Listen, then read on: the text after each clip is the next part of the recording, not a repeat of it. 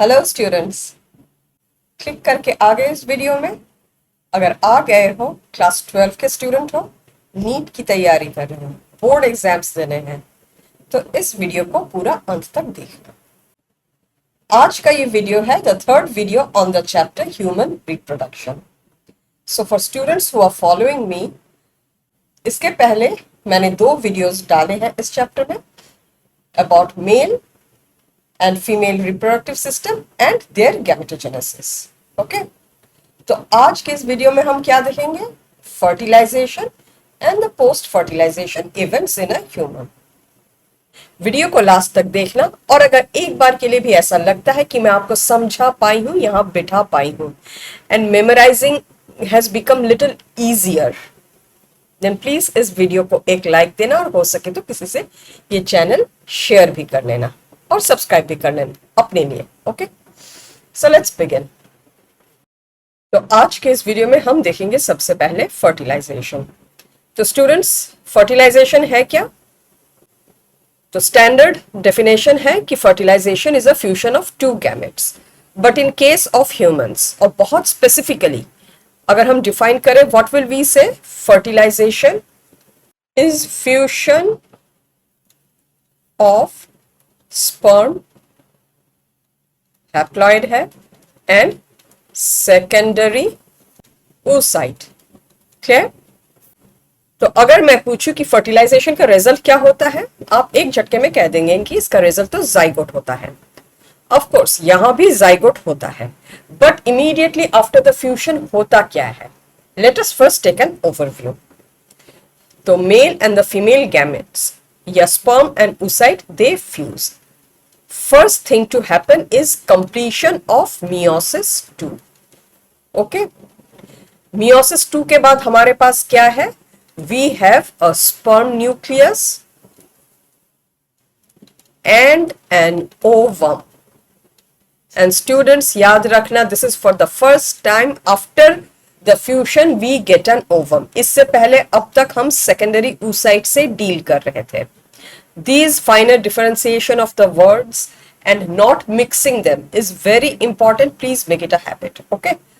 Exam आते आते आपके दिमाग में सब कुछ बिल्कुल क्लियरली बैठ जाएगा, बट आप ये हैबिट रखिए कि कहां सेकेंडरी oocyte यूज करेंगे और कहां ओवम। ओवम का क्या होता है? न्यूक्लियस। दे बोथ फ्यूज, ये एन है, ये एन है। Now we have a proper zygote जो ट्वाइस एन सही मायने में है, राइट? तो ये तो हो गया फर्टिलाइजेशन का ओवरव्यू। अब हम फर्टिलाइजेशन को स्टेप बाय स्टेप देखते हैं। तो फर्टिलाइजेशन है क्या? Fusion of the female gamete and the male gamete. अब फीमेल गैमेट अब फीमेल गैमेट बोले तो हमारे पास है क्या? एक सेकेंडरी oocyte। और स्पर्म्स कहां पे है? Sperms are released here in the vagina. तो वेजाइना पे होता क्या है? They are release. So vagina is the site of insemination. Clear है? इंसेमिनेशन मतलब क्या? Release of the sperms in the female genital tract. Vagina के ऊपर ये क्या है? Cervix. Then we have the uterus, मैं यहां लिख देती हूं। फिर ये है फैलोपियन ट्यूब। अब after discharge the sperms are late here. Sperms यहां रिलीज किए गए हैं। Now they have to make their way all the up here. तो उनका ट्रेजेक्टरी या उनका पाथवे क्या है? Vagina to cervix, cervix to uterus, and from uterus to fallopian tube. Now, initial movement of the sperm जो होता है, that is caused due to mild contractions of the uterus muscles. But after that, sperms are all by themselves. अब उनको कोई help करने वाला नहीं है. Now the sperm has to travel the whole way. और यहीं पे होता है the process called capacitation. आ रहा है समझ में? तो what is capacitation? A series of physiological changes that occur where? या to whom? Occur to the sperms. Okay? Why, purpose क्या है? To make them more motile, एक तो उन्हें विगरस मोटिलिटी देना, and the capability to fertilise. Clear है? ये जो स्पर्म्स है, अगर आप उठा के इसको इस ओवम के पास रखते हैं तो वो फर्टिलाइज नहीं कर पाएगा, क्योंकि उसमें अभी तक वो चेंजेस, वो एक्टिवेशन हुआ नहीं है। क्लियर है? और ऐसे ही सारे रिएक्शन, सारे चेंजेस जो होते हैं फीमेल जेनाइटल ट्रैक्ट में, which the sperms undergo, that is called capacitation. तो कैपेसिटेशन में होता क्या क्या है, let's see. Number 1, female genital tract क्या है? एसिडिक है। So the alkalinity of the semen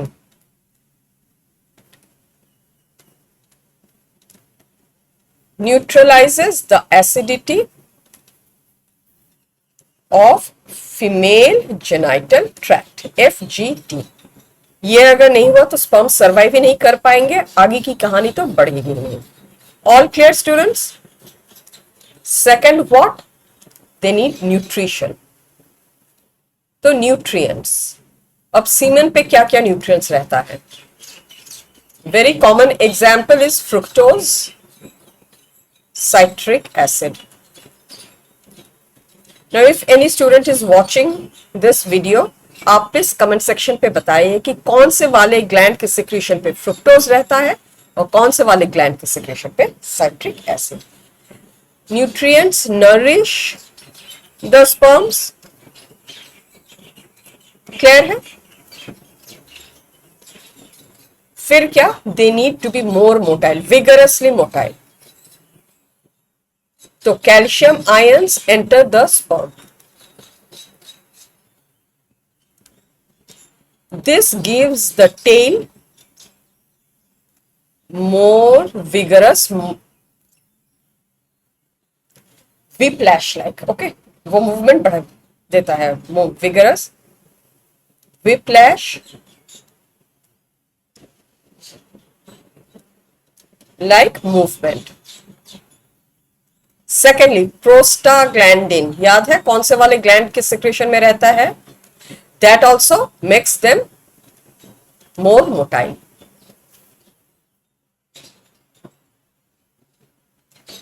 clear है? नाउ फोर्थ जो चेंज होता है, वो चेंज होने से these birds, फोर्थ जो चेंज होता है वो बोलने से पहले please ask yourself one question, कि यही सब चेंजेस तो स्पर्म्स को, they can undergo the same changes within the semen when they are in the male genital tract. वहां पे क्यों नहीं होता?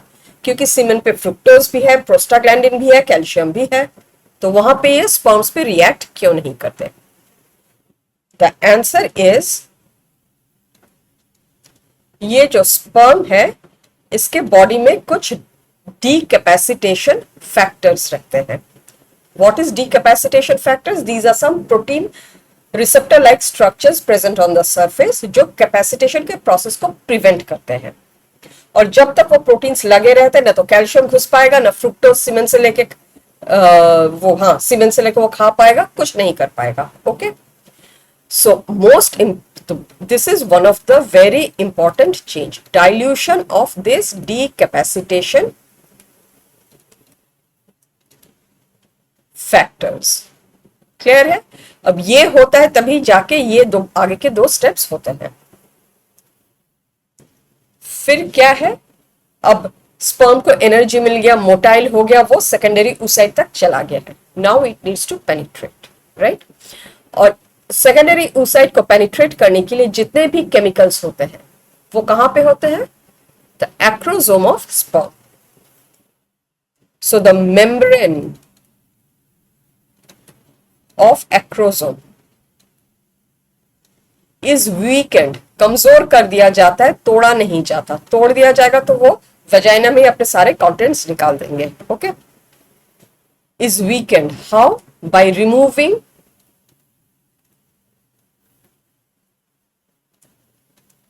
cholesterol from the membrane. Clear है? तो मेम्ब्रेन का स्ट्रक्चर होता कैसे है? It is a bilayer of phospholipids, तो उसमें कोलेस्ट्रॉल के मॉलिक्यूल्स भी होता है। अब बीच में से कोलेस्ट्रॉल के मॉलिक्यूल्स को हटा दीजिए तो उसमें वीकनेस तो आएगा। That makes the membrane very vulnerable to breakage. Clear है स्टूडेंट्स? आई एम ट्राइंग, मैं कोशिश करती हूँ कि हर बात को जहां भी पॉसिबल हो पहले आपको वो लॉजिक दूं, फिर वो बात कहूं, सो दैट यू अंडरस्टैंड कि अगर कोई स्टेप हो रहा है तो वो क्यों हो रहा है। अगर आपको लग रहा है कि इस तरीके से समझने से चीजें ज्यादा अच्छे आपके ब्रेन पे रिटेन होगा, please let me know in the comment section. Okay, I hope यहां तक एवरीथिंग इज वेरी क्लियर। तो हो गया decapacitation of sperms. Now decapacitation के बाद many of the sperms have made their way here, इसके आसपास है। अब किसे पेनिट्रेट करना है? सेकेंडरी oocyte को। तो दुश्मन कौन है? दुश्मन नहीं, टारगेट बोलते हैं। कौन है? Secondary oocyte। अब किसी भी टारगेट को भेद करने के लिए या पेनिट्रेट करने के लिए you need to know the structure of that. तो let us first look into the structure of a secondary oocyte in details. तब भी हम समझ पाएंगे कि एक्रोसोमल रिएक्शंस या इसके बाद के जो रिएक्शंस होते हैं क्या है, और स्पर्म के एक्रोसोम वाले कंटेंट्स क्या है, क्यों है। मैंने जब मेल रिप्रोडक्टिव सिस्टम पढ़ाया था तब I did not tell about the contents in the acrosome, और मैंने कहा था कि I will tell you when we learn fertilisation, because अभी जब आप उसे लॉजिक से समझेंगे आपको याद रहेगा। ओके तो सबसे पहले हम देखते हैं the structure of a secondary oocyte। तो students you can see the structure of a secondary oocyte in your screen. तो सबसे पहले हम देखते हैं कि यहाँ पे स्ट्रक्चर्स क्या क्या है। Let's look into the details.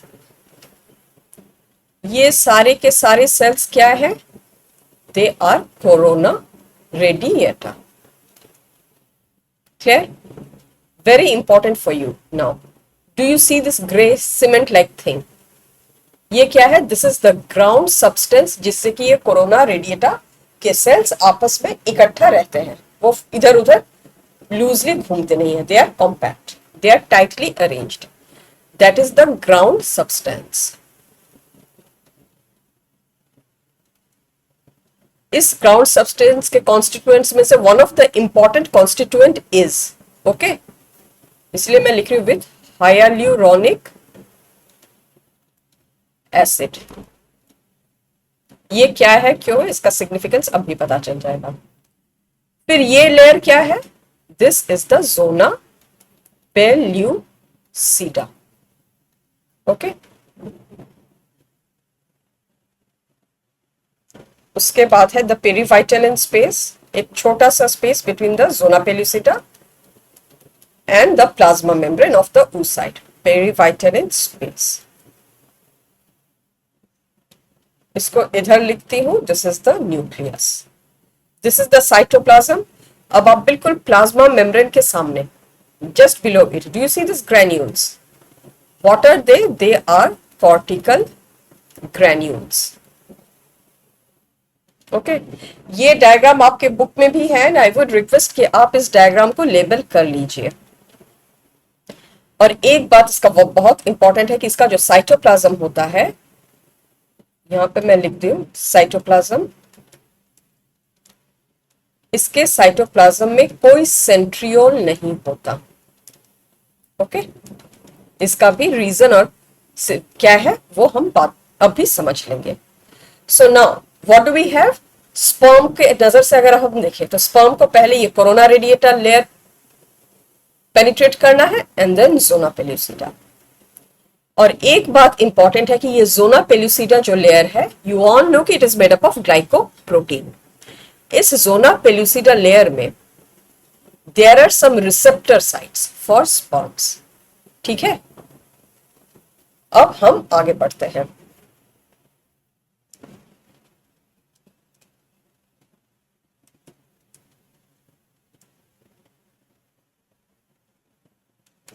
So layers to be penetrated. First corona radiata. Clear? और इसके ग्राउंड सब्सटेंस में क्या है? Hyaluronic acid.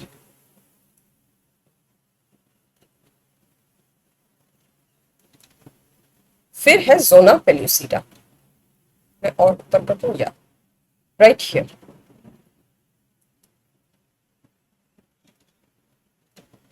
तो when the sperm comes, this is let us assume कि ये एक्रोसोम है। एक्रोसोम अपने केमिकल्स, अपने एंजाइम्स छोड़ने लगता है। तो first it has to go through the corona radiata, तो उसके सेल्स को लूज करना है। So it releases the enzyme hyaluronidase. Okay, ये एक एंजाइम है। This comes and this disintegrates the ground substance. तो इससे रिजल्ट क्या होता है, ये जो सेल्स है ये थोड़े थोड़े लूज हो जाते हैं। Now going through the layer becomes easy. सो आप लिख लीजिए कि एक्रोसोम का first one of the important constituent is hyaluronidase enzyme. Second क्या है, second it releases some chemicals called corona penetrating enzyme. This layer goes and breaks the cell. Now, अब जब बोलते हैं कि this enzyme goes and breaks the cell, इसका मतलब ये नहीं कि पूरे के पूरे लेयर को तोड़ देता है। No, it only breaks it at the point of the entry. Okay? जैसे एक स्पर्म यहां है तो ये तोड़ेगा, दूसरा स्पर्म यहां है तो यहां तोड़ेगा। Okay? Only at the point of contact. तो यू कैन राइट कि एक्रोसोम का दूसरा कॉन्स्टिट्यूएंट ये होता है CPE। उसके बाद देयर आर ग्रुप ऑफ, तो अब क्या है उसके सामने जोना पेल्यूसिडा है। So what will it release, zona lysins, S plural, यानी these are the group of chemical molecules which help in disintegrating the zona pellucida only at the point of contact. इसको कभी कभी एक्रोसीन भी बोला जाता है। तो this is the third constituent of the acrosome that you need to remember. तो students जो देख रहे हैं, आप प्लीज कमेंट में मुझे बताइए कि इस तरह से अगर आप कंटेंट्स क्या है and what are the layers, what are the use, आप अगर इस तरह से सीखते हैं तो आप ज्यादा बेहतर समझ पाते हैं कि नहीं, please let me know in the comment section. तो हो गया, एक्रोसोम ने अपने कंटेंट्स रिलीज कर दिए and it has now many of the sperms, not just one, has penetrated these layers. Okay, अब आगे क्या होता है, many of them are very close to the finishing line. आप एक रेस की तरह समझिए, but only one has to make the cut. अब उसके सामने दो चैलेंजेस है, any one of them has to make the cut, यानी उसे प्लाज्मा मेम्ब्रेन तक जाना है, and it has to eliminate the competition, यानी उसको पॉलीस्पर्मी भी प्रिवेंट करना है ताकि कोई और स्पर्म ना जा सके। तो जीतने के लिए उसे अब दो काम करना होगा। तो अब अगला जो स्टेप है, we will understand it through this diagram. पहले हम इसे लेबल कर लेते हैं। This diagram is also given in your book, right. ये जोना पेल्यूसिडा है, ये कोरोना रेडिएटा है,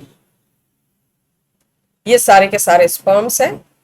दिस पतला सा जगह यहां पे, this is the perivitelline space, और ये क्या है, this is the plasma membrane.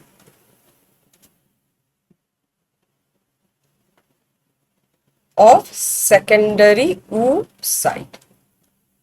ये जो दिख रहा है, these are the cortical granules and this is the nucleus of the secondary oocyte। ये भी लिख देती हूँ। Okay, now बहुत सारे से sperms you can see they are trying to penetrate, one has made a headway, ये थोड़ा आगे बढ़ चुका है। and can you see, ये डायग्राम यहाँ समझाता है कि इसके एक्रोसोम से केमिकल्स निकालते हुए आ रहा है and it is making its way through। अब अगले इसी स्पर्म का हम अगला स्टेज देखते हैं। तो जैसे this is the point of, जैसे इसने, तो ये अगला स्टेज क्या है, जैसे ये it comes in contact with the plasma membrane of the secondary oocyte, it has won the race. तो फर्स्ट स्टेप इसका हो गया, फर्स्ट स्टेप अचीव्ड, क्या, वॉन द रेस, रेस जीत गया, दिस इज नंबर 1। बाकी सब अभी सेकंड, थर्ड, फोर्थ पोजीशन पे है, लेकिन दूसरा टारगेट अभी अचीव करना बाकी है, वो है एलिमिनेट कंपटीशन। एलिमिनेट कंपटीशन को हम क्या बोलेंगे, एलिमिनेट पॉलीस्पर्मी, यानी fertilisation by more than one sperm. तो यहां पे क्या होता है, जैसे ये दो मेम्ब्रेन्स टच करते हैं, प्लाज्मा मेम्ब्रेन में there are many sodium channels which are open, और खूब सारा सा कैल्शियम आयंस अंदर आता है in the cytoplasm of the secondary oocyte। Second change, and at the point of the contact ये मेम्ब्रेन जैसे ही डिसॉल्व हो जाता है, it releases its content. Okay, it releases content. जैसे फिनिशिंग लाइन के अंदर उसने अपना हाथ घुसा दिया, वो थ्रेड के, वो जो रस्सी होता है ना रिबन के, टू मेक श्योर कि हाँ सबसे पहले मैं ही आया हूं, तो it has released. Now all of these changes, जैसे जैसे ये दो चेंजेस होते हैं, इट कॉजेज डीपोलराइजेशन। मैं यहां लिख दो, these two causes depolarization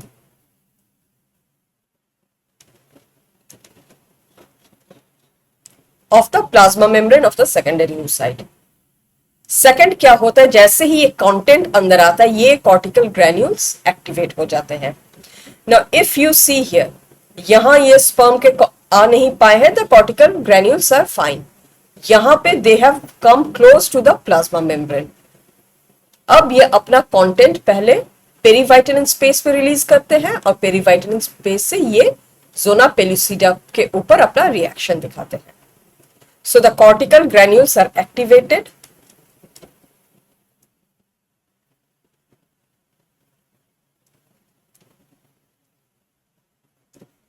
and how does the content react?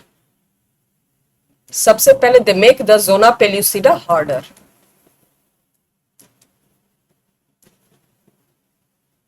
Clear?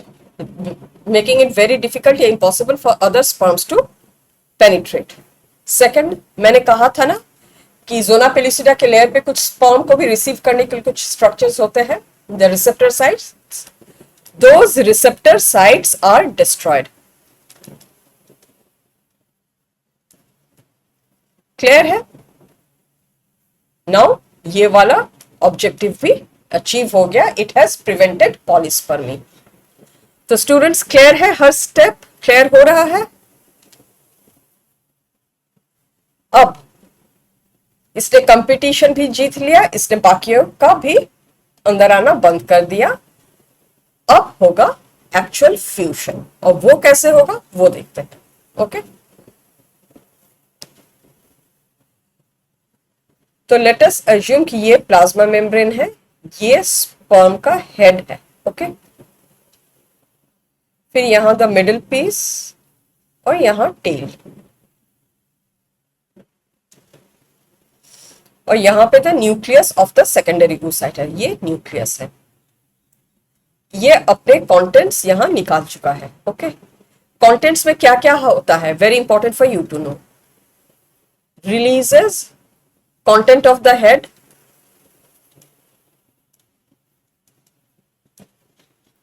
अब content of the head release किया तो क्या रिलीज किया, एक हैप्लॉइड न्यूक्लियस, राइट, क्योंकि स्पर्म के सर पे खाली न्यूक्लियस ही होता है। उसके साथ साथ जो एंट्री मारता है वो है द प्रॉक्सिमल सेंट्रियोल, जो उसके बिल्कुल नेक एरिया में था। If you remember the structure of sperm, right below the head, neck, जो छोटा सा पतला सा एरिया है, वहां पे एक सेंट्रियोल रहता है which is called the proximal centriole. This also makes its way. Okay, why the proximal centriole makes its way, क्योंकि स्पर्म जानता है कि सेकेंडरी oocyte के साइटोप्लाज्म में कोई सेंट्रियोल नहीं है, और यहाँ पे डिवीजन अटका हुआ है, डिवीजन को आगे तो बढ़ाना है, तो क्या करूं मैं, अपने न्यूक्लियस के साथ साथ प्रॉक्सिमल सेंट्रियोल को भी लेके इसके साइटोप्लाज्म में घुस जाता हूं। मेरा वाला सेंट्रियोल इसी को हेल्प कर देगा। ओके, तो ये मिडिल पीस एंड टेल ये बाहर रह जाता है। Now the first thing that happens is meiosis 2, जो अब तक अटका पड़ा था, which was suspended till now, it is completed, and the result of this completion is what? We have one ovum. This is for the first time we are talking of ovum now. तो इस ovum में क्या है, पूरा उस side का पूरा almost पूरा का पूरा साइटोप्लाज्म ही है और एक उसका न्यूक्लियस है, right. This nucleus is haploid और ये स्पर्म का न्यूक्लियस है। और छोटा सा जो सेकेंडरी पोलर बॉडी होता है that gets degenerated. Okay, now we have an ovum, तो साइटोप्लाज्म में दो न्यूक्लिय है। Now they two will fuse and the result will be twice n zygote. अब हमारे पास प्रॉपर ट्वाइस एन जाइगोट हुआ है। क्लियर है? So, an ovum, so a secondary oocyte within 24 hours of its release needs to be fertilized. Okay?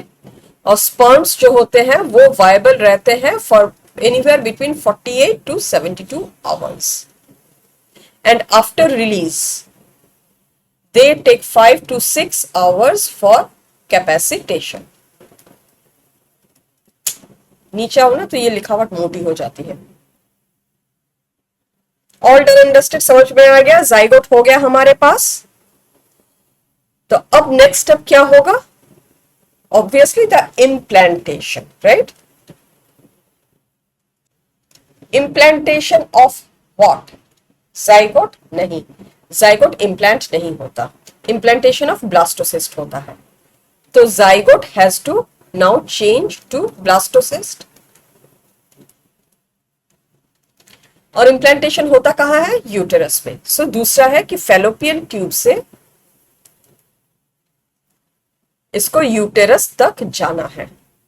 Now we will look into the second part of the journey, these two steps. Okay okay students, तो अगला journey और divisions दिखाने के लिए Let us look the thing in this diagram. ये आपके syllabus में, आपके बुक में भी है, and in most of the books does not matter आप कौन से बोर्ड से देख रहे हैं, ये डायग्राम ऑलमोस्ट हर बुक में ही होता है। And moreover, you know what I think personally, कि जरूरी नहीं है कि जिस तरीके से डायग्राम दिया हुआ है आपके बुक में वही एक तरीका है। It can be slightly different also, but you as a student should have the ability to interpret the diagram. Okay? तो ये तो हो गया यूटेरस और ये है द फिमरी, ये है ovary, this is the ovary. यहां पे सेकेंडरी oocyte रिलीज हो चुका है। Okay, and we can see many sperms here. तो यहां से इट स्टार्ट्स डिसेंडिंग डाउन। यहां पे we can see one sperm is making headway, बाकी सब दूर दूर है। एक sperm has made its headway और कैन यू सी यहां पे दो न्यूक्लिय पास पास है और यहां पे दो न्यूक्लिय फ्यूज करके it has become one nucleus of zygote. अब ये प्रॉपर जाइगोट है। और यहां पे ये क्या है? यहां पे we have the ovum with nucleus of sperm inside. Clear? अब और ये जो है जोना पेल्यूसिडा, ये zona pellucida layer of the ovum is maintained till implantation. Corona radiata cells धीरे धीरे वो विदर आउट हो जाते हैं। Okay, why zona pellucida is maintained? क्योंकि वो प्रोटेक्शन का काम करता है अंदर के जो भी सेल्स है, and second is it prevents the developing zygote from implanting anywhere else other than the uterus. Okay? अब इसके बाद जो माइटोटिक डिविजन्स होंगे उन्हें क्लीवेज कहा जाता है। They are called cleavage. Now what is cleavage? Cleavage मतलब क्या? बिल्कुल सिमेट्रिकल, बीचों बीच में से फाड़ना किसी चीज को, दैट इज कॉल्ड क्लीवेज। तो यहाँ पे भी जो माइटोटिक डिविजन्स होंगे इसके बाद a series of mitotic divisions will be very symmetrical, इसीलिए उन्हें क्लीवेज कहा जाता है। ओके, और जो नए नए सेल्स होते हैं उन्हें ब्लास्टोमियर कहा जाता है।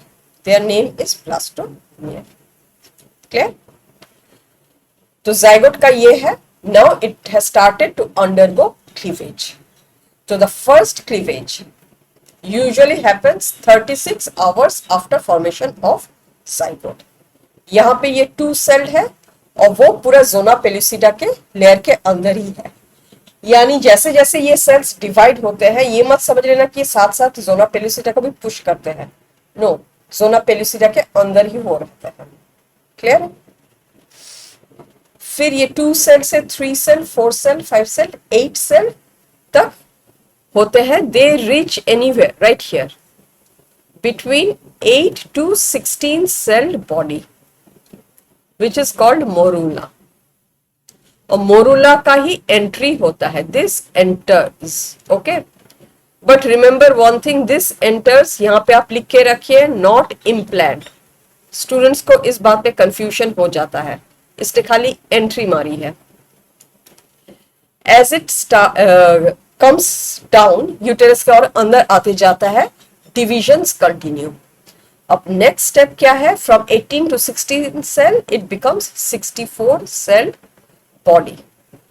यहां से इसके बाद से अब डिविजन सिमेट्रिकल नहीं होते। नाउ डिफरेंशियल डिवीजन, या यू कैन से टेंजेंशियल, या you can say asymmetrical division starts occurring.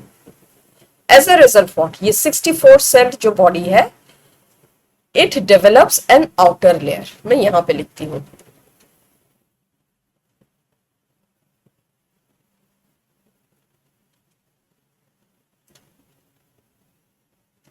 called trophoblast।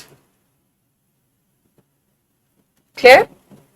और अंदर ये गुच्छों का body of cell, a mass of cell रहता है, which is called inner cell mass. Slowly it develops a cavity here.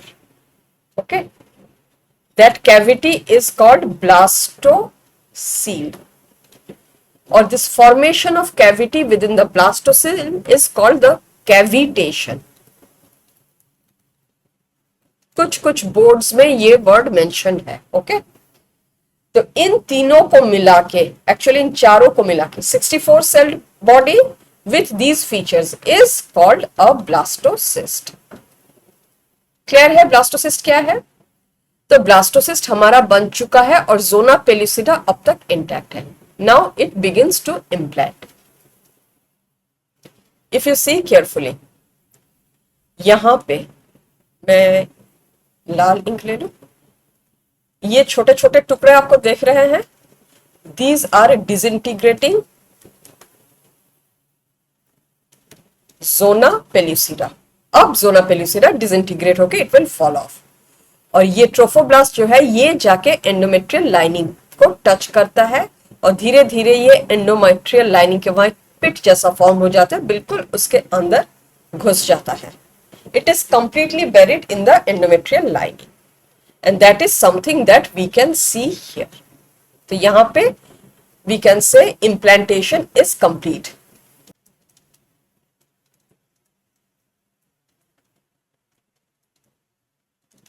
और ये आफ्टर 7 days ऑफ फर्टिलाइजेशन होता है। ओके, सो इन 7 दिनों में what are the things we saw zygote transforming to a blastocyst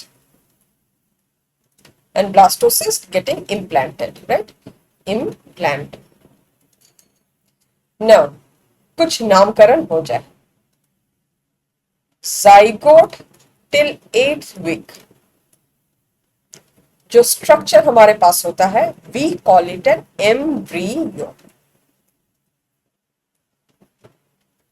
after 8th week we call it foetus. यानी 8 week, 2 महीने के बाद वो कुछ फॉर्म ले लेता है, तब से till birth we call it foetus. Okay, clear? तो हो गया द प्रोसेस ऑफ इम्प्लांटेशन भी। ब्लास्टुला हमारे पास है। अब the blastula begins to develop and attain the next which is called gastrulation and form a gastrula. तो गैस्ट्रुला होता क्या है? Gastrula is a mass of cells with 3 germ layers। Okay, उससे पहले कुछ चेंजेस हम यहां देख लेते हैं। ये ट्रोफोब्लास्ट जो है,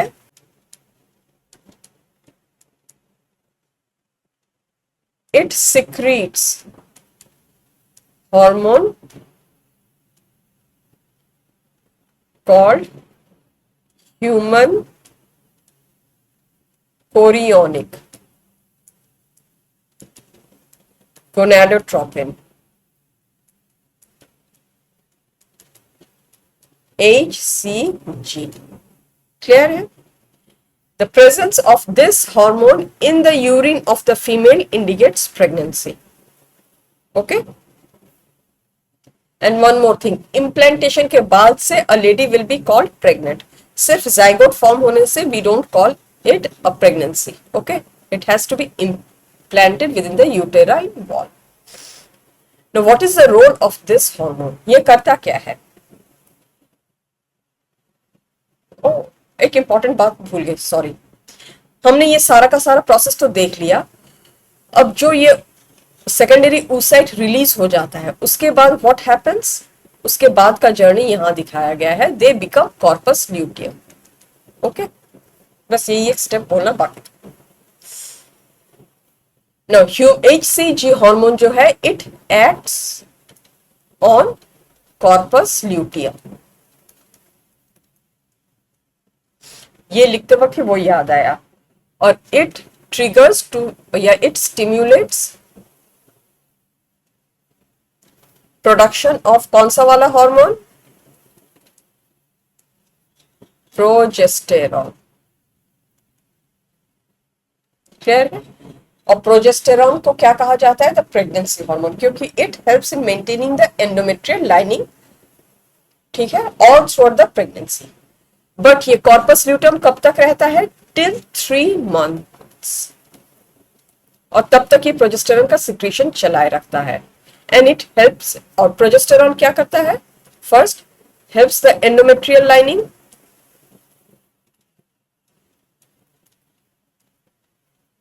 दूसरा सेंड्स नेगेटिव फीडबैक। किसको भेजता है? कौन से वाले पार्ट ऑफ द ब्रेन को? हाइपोथैलेमस। बिल्कुल हेड ऑफिस पे ही नेगेटिव फीडबैक भेजना है, तभी आगे का प्रोसेस बंद होगा। सब हेड ऑफिस, असिस्टेंट ऑफिस पे नहीं। So always remember, hypothalamus is मास्टरों का भी मास्टर। पिट्यूटरी ग्लैंड को नेगेटिव फीडबैक भेजने से कुछ नहीं होगा। Pituitary gland always acts on the behest of hypothalamus, so it sends the negative feedback to hypothalamus. as a result क्या, वो GnRH रिलीज नहीं करता। GnRH रिलीज नहीं होता तो पिट्यूटरी ग्लैंड जो है FSH और LH को भी बनाना बंद कर देता है। और FSH और LH अगर बंद हो जाता है तो ओवरी में राइट हियर ये जो और कुछ प्राइमरी फॉलिकल्स है, इन पे और डेवलपमेंट स्टिम्युलेट नहीं होता। FSH स्टिम्युलेट नहीं कर पाता, LH भी कम हो जाता, तो फर्दर ओव्यूलेशन भी नहीं होता। And that is why menstruation does not occur during pregnancy. समझ में आया बात पूरा? नो, ये ट्रोफोब्लास्ट जो है ये आगे चल के 2 लेयर्स बनाते हैं, 2 लेयर्स। और ये जो लेयर्स होते हैं, दीज आर एक्स्ट्रा एम्ब्रियोनिक। मैं इसको और ऊपर कर देती हूं, लेयर। एक्स्ट्रा एम्ब्रियोनिक लेयर का मतलब क्या है? दीज लेयर्स या these membranes does not make the embryo, वो उसके चारों तरफ उसे घेरे रखता है। That is why extra embryonic. और उनका नाम क्या क्या है? कोरियन, फिर है एमनियन। एमनियन अंदर की तरफ होता है, कोरियन बाहर की तरफ होता है। यहां पे हम समझ ले कि अगर ये कोरियन है तो ये ब्लैक वाला एमनियन, ओके, और ये कोरियन है। तो ये है हमारे पास the uterine lining. This is the blastocyst, ये यूटेरल लाइनिंग है। ये कोरियन मेम्ब्रेन को जो बनाता है, this is the Korean membrane. ये ब्लास्टोसिस्ट है और यहाँ पे ये एमनियन मेम्ब्रेन है। ये डायग्राम्स मैं आपको खाली समझाने के लिए बोल रही हूँ। The next step what happens is that जैसे जैसे डेवलपमेंट होता है, ये कोरियन कुछ फिंगर लाइक प्रोजेक्शंस बनाता है, ओके okay? और इन फिंगर लाइक प्रोजेक्शंस को कहा जाता है कोरियन। कोरियन का मतलब ही है फिंगर लाइक प्रोजेक्शंस। तो ये फिंगर लाइक प्रोजेक्शंस कहाँ पे है? Where are they? Like they are in the middle of what? चारों तरफ है क्या? ये बीच में the uterine tissues. And the uterine blood, tissue के बीच जो ब्लड है, यूटेराइन ब्लड। और इन तीनों स्ट्रक्चर का जो कॉम्बिनेशन होता है दैट इज कॉल्ड प्लेसेंटा। ये uterine tissue and the uterine blood is the maternal part और chorion is the foetal part. Okay, अब प्लेसेंटा के फंक्शन में हम अभी आएंगे, बट उससे पहले इनर लेयर ऑफ सेल्स क्या करता है वो देख लेते हैं। इनर लेयर या mass, sorry, inner mass of cells. आप कह सकते हैं इन वन वे कि these are the proembryo, या यही जाके आगे एम्ब्रियो बनाने वाले हैं। They are going to make the actual embryo. Okay,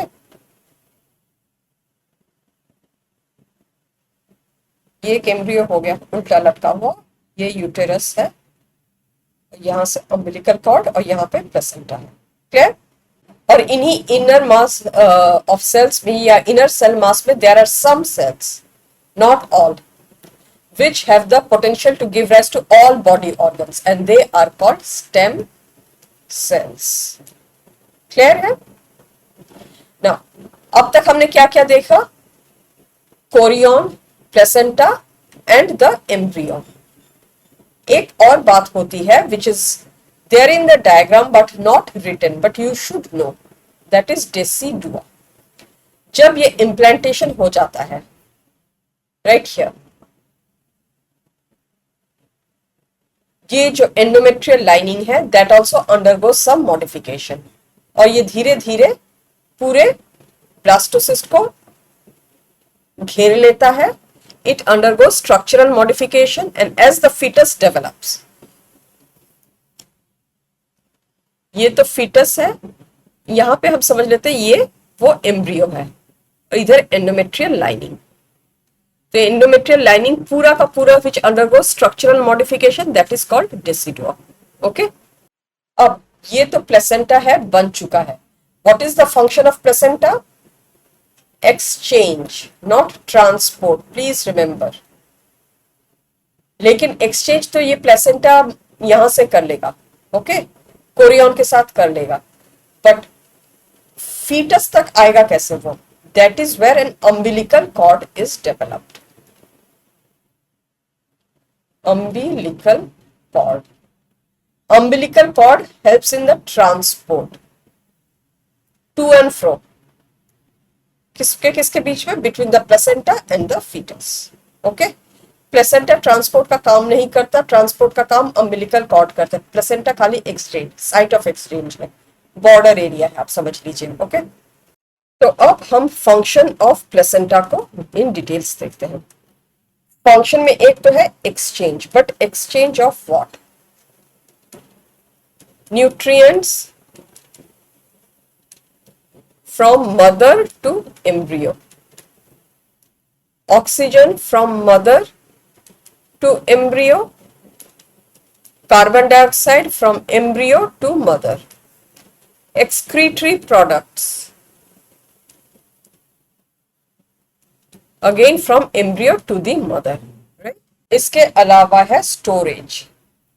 it stores nutrients like fats, glycogen etcetera.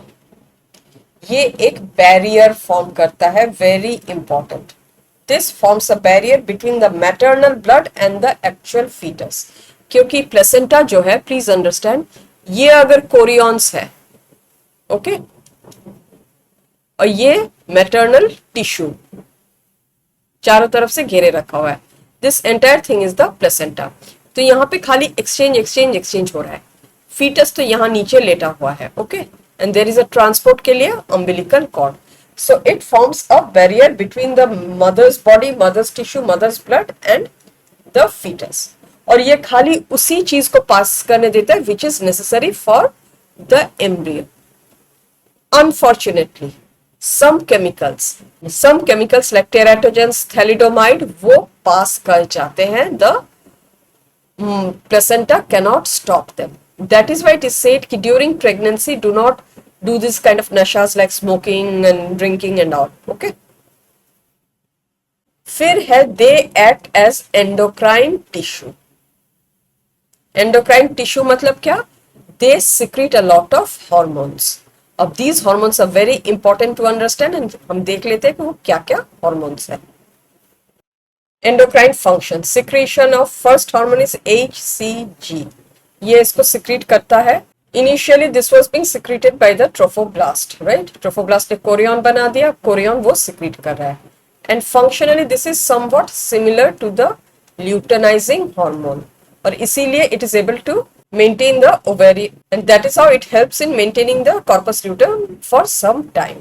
फिर है HPL, human placental lactogen. ये क्या करता है? It helps in the development of the fetus as well as it also helps in bringing some changes in the mammary glands for the production of milk.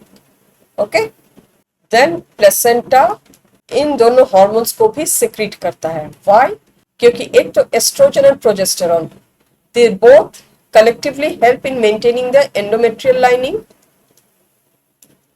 बहुत जरूरी है pregnancy में इसे maintain करना. दूसरा है they also help in developing and bringing differentiation in the breasts for milk production. Okay.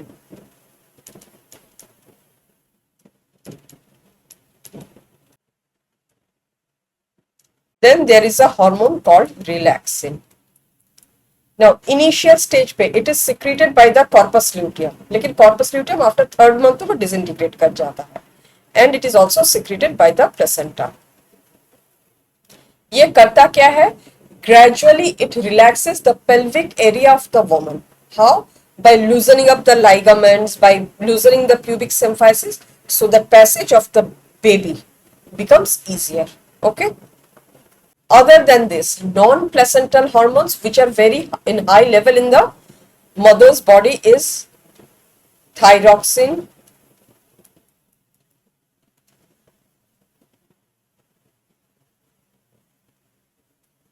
cortisol. ये दोनों hormones to enhance the high rate of metabolism. फिर दूसरा है prolactin. Prolactin specially towards the end of the pregnancy mother's body में बहुत high पाया जाता है to stimulate the production of milk. Okay. तो बच्चों क्लियर है all about the hormones of the placenta and the hormones that are present in the mother's body during the time of pregnancy. अब हम gastrulation क्या है वो देख लेते हैं. Transformation of blastocyst to gastrula. और ये gastrula is what? With 3 germ layers. उनका यहीं पे हमें देखने को मिलता है. And what are the 3 germ layers? Ectoderm, mesoderm and endoderm. They give rise to the different body parts. इसके बाद से, right? तो ये जो change है ये सीधा तो नहीं होता. There are many steps in between, but that is not mentioned in your syllabus. तो मैं बहुत डिटेल्स में नहीं जाऊंगी. I'm just writing a few of them. Okay. Blastocyst सबसे पहले क्या करता है? It forms the embryonic disc and amnion cavity.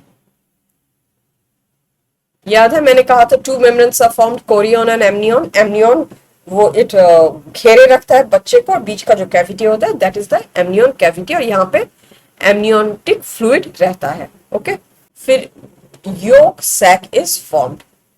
Yoke sac एक स्ट्रक्चर रहता है which we will see in the diagram, क्योंकि वो डायग्राम आपके बुक में है. Initially it helps the formation of blood for the developing foetus, जब वो अपना मैन्युफैक्चर नहीं कर पाता. Okay. Then formation of primitive strip.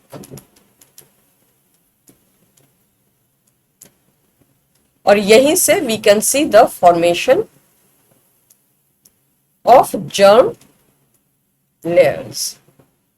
Clear है? तो this was all about gastrulation process. तो अब हो गई है the lady is pregnant now. Now the period of pregnancy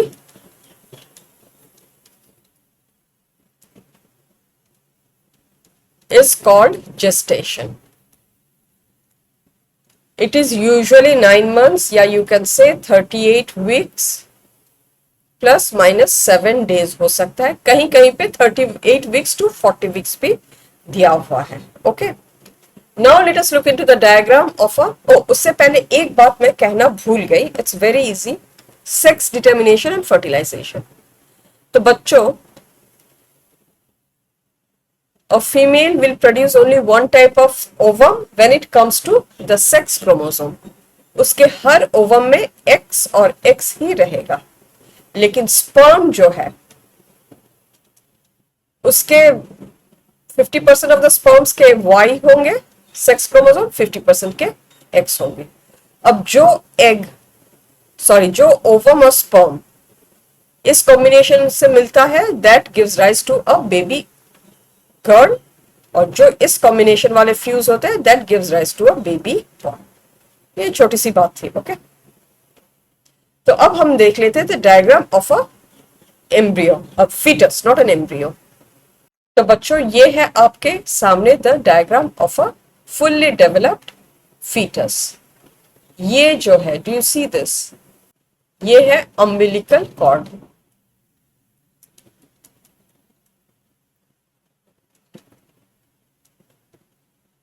This are the chorion, ये finger like things are the chorion, और ये पूरा this thing is the placenta. This is the chorion membrane. Okay, chorion membrane. ये जो है, this is the yolk sac. This is another membrane called allantois. और ये black वाला जो दिख रहा है, this is the membrane called amnion. ये तो फीटस है, this is the amniotic fluid. Okay, ये यूटेरस हो गया, ये एंडोमेट्रियल लाइनिंग हो गया। One thing, this is the cervix, right. ये है एक म्यूकस प्लग। वेरी इंपॉर्टेंट, आप लिख लीजिए कि progesterone, it not only helps in maintaining the endometrial lining, it also helps in the formation of a mucus protective plug here in the cervix. Okay, हो गया सब कुछ about this diagram. Now after gestation क्या होगा, the birth of the baby, या that is called the parturition. तो अब हमने डायग्राम भी देख लिया, सब देख लिया। So what is the gestation period, 9 months। In 9 months में क्या क्या डेवलप होता है, we can divide this 9 months into a period of 3 months, 3 months, 3 months, और उनको ट्राइमेस्टर बोलेंगे एक एक को। तो पहला हो गया फर्स्ट ट्राइमेस्टर, यानी फ्रॉम मंथ 1 to month 3। फिर सेकेंड ट्राइमेस्टर, फिर थर्ड ट्राइमेस्टर। तो देख लेते हैं फीटस पे हम क्या क्या चेंजेस देखते हैं। ओके, तो फर्स्ट ट्राइमेस्टर में by the end of first month, सबसे पहला जो होता है हार्ट इज फॉर्म्ड। ओके, फिर लिखती हूं by end of second month, limbs यानी हाथ पैर, एंड डिजिट्स यानी ये fingers, limbs and digits are formed. Okay, and by end of third month all major organs including the genitals are formed. अब आते हैं सेकेंड ट्राइमेस्टर में। Second trimester में formation of hair on the head and movements of fetus. This can be felt and from the 5th month. Okay, and by the end of second trimester, that is 6th month, end of second trimester, by the end लिख देती हूँ क्योंकि end और by the end में फर्क है। Eyelids open, यानी अब उससे पहले अगर आप देखेंगे बहुत पहले वाले जाइगोट्स का, एम्ब्रियो का, किसी भी ऑर्गेनिज्म में आप देखेंगे कि आंखें बंद होती हैं। eyelids open and eyelashes are formed. Okay, बस मेकअप लगाना बाकी रह जाता है. And the body is covered by fine hair. और थर्ड ट्राइमेस्टर का मैं यहां लिख दूं. By the end of third trimester, circulatory and respiratory systems are completely formed. फिर क्या होता है? They show vigorous movements become stronger.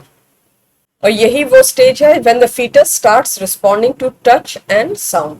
Like ऐसा देखा गया है कि कोई सा भी न्यूबॉर्न जिसके घर में कुत्ता है versus any newborn which does not have a dog at home. तो the one जिसके घर में डॉग है ड्यूरिंग प्रेगनेंसी वो थोड़ा सा शायद यूज टू हो जाता है and does not react with the barking of the dog, whereas the other one जिसने कभी डॉग बार्क सुना नहीं है, it reacts. Okay, movements become stronger, or towards the end they lie with head down mostly. Okay, head down यानी deliver वाले position में वो आ जाते हैं. तो बच्चों इसके साथ fertilisation, implantation, the changes after that, develop gestation and the major developments, क्या आपको सब कुछ समझ में आया? अगर आया हो तो प्लीज एक लाइक दे दीजिए इस वीडियो को. अब हम जो देखेंगे,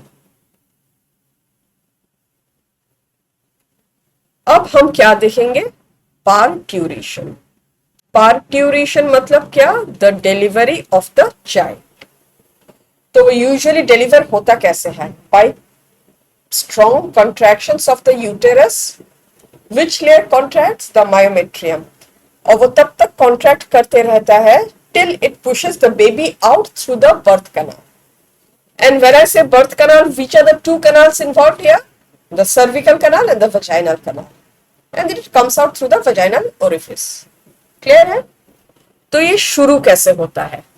How does the uterus know? तो ये पार्ट्यूरेशन जो है, it is a neuroendocrine process, यानी इसमें भी हॉर्मोन्स का इन्वॉल्वमेंट है. तो सबसे पहले लेट अस कंसीडर कि फीटस इज फुल्ली डेवलप्ड,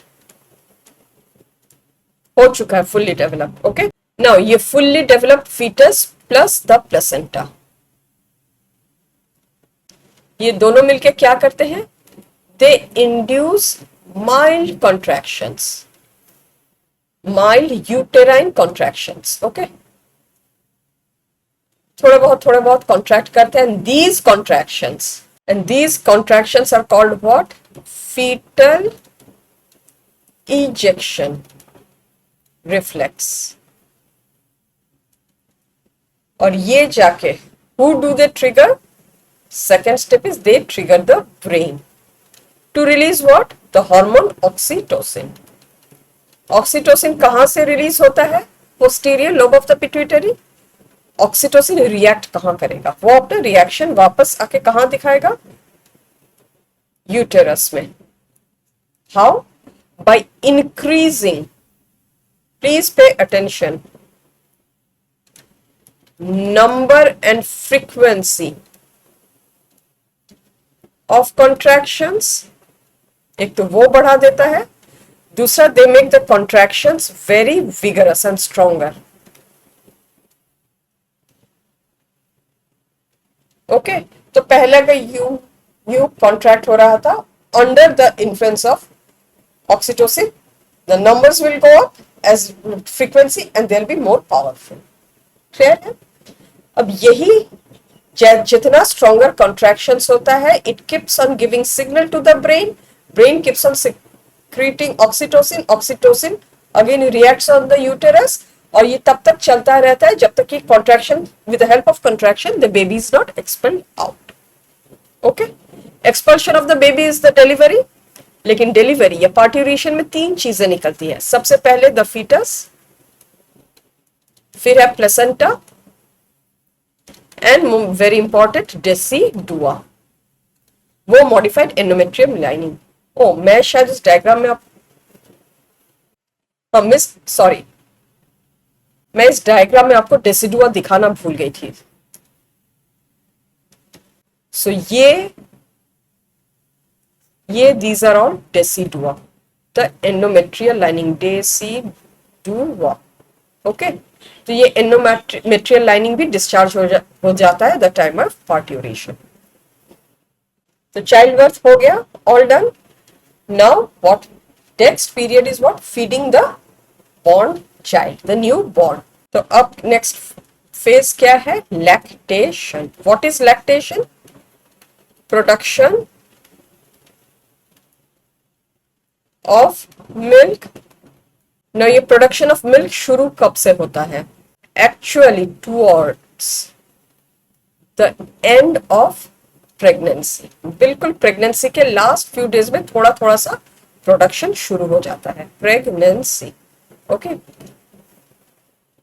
और the milk formed in the first few days is called colostrum. ये बहुत ही न्यूट्रिशनली एनरिच्ड मिल्क होता है, specially it is rich in antibodies. तो बच्चों को पैसिव इम्यूनिटी भी इससे मिलता है। विच एंटीबॉडी? IgA। क्लियर है? नाउ मिल्क प्रोडक्शन होता कौन से हार्मोन के अंडर है? Prolactin. And ejection under the influence of hormone oxytocin. तो बच्चों this was all that is given in your chapter. अब आप सही सही बताना आपको समझ में आया है कि नहीं। Your comment means a lot to me, and when I ask you to comment, I am not just asking for good bad या कुछ। आपको क्या समझ में आया, कौन सी जगह में आपको डाउट लगा, आप फर्दर क्या क्लैरिफिकेशन चाहते हैं, please write it in the comment section and I will respond to it. Okay, I hope ये वीडियो आपको समझ में आया। आई होप मैं आपके यहाँ इसको बिठा पाई हूँ। अगर ऐसा है तो please share the channel with your friends. Please subscribe to my channel, and I am again going to see you soon with the video on another topic. Till then,